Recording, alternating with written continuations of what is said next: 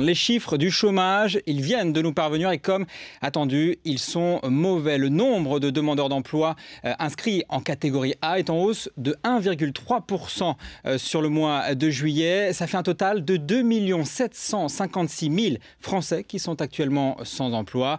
Évidemment, il y a toujours les mêmes catégories touchées particulièrement par le chômage. Les femmes sont particulièrement touchées, tout comme les plus de 50 ans ou encore les jeunes. Ce sont des chiffres qui étaient évidemment très attendus. Ça fait plusieurs mois que le chômage reste extrêmement élevé en France, dans un contexte d'ailleurs où la croissance reste en berne. Hier, François Fillon a d'ailleurs revu à la baisse les objectifs de croissance de la France. Voilà donc des chiffres du chômage, plus 1,3% pour le mois de juillet, avec certaines populations particulièrement touchées.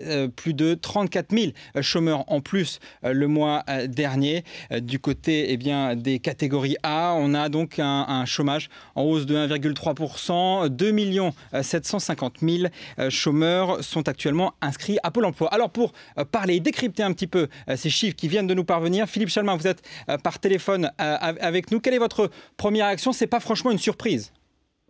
Non, ce n'est absolument pas une surprise, dans la mesure où nous savons qu'au deuxième trimestre, l'économie française a été à un niveau de croissance zéro.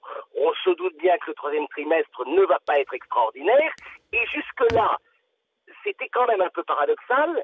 Les chiffres de l'emploi se maintenaient plutôt bien. Il était assez logique que nous ayons un retour de bâton. Il tombe maintenant, c'est un peu malheureux au moment de la rentrée, au moment des discours de rigueur. C'est simplement aussi pour nous rappeler que la France aujourd'hui, comme le reste de l'Europe d'ailleurs, est dans une situation économique qui n'est pas bonne.